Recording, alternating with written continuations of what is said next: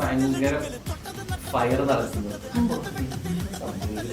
അതിനുശേഷം love letter ഇനി 90s മറ്റേ സ്റ്റക്കാന്നുള്ള സാധനം പ്രൂവ് ചെയ്തിരിക്കുന്നു.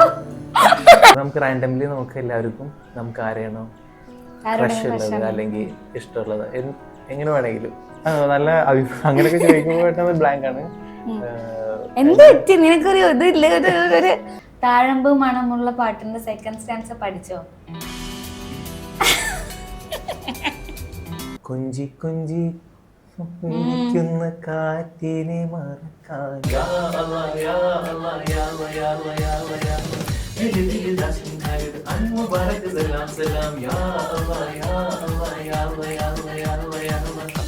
ഇതിന്റെ ഇടയ്ക്ക് എന്തൊക്കെ ഇങ്ങനെ വരുന്നുണ്ട്.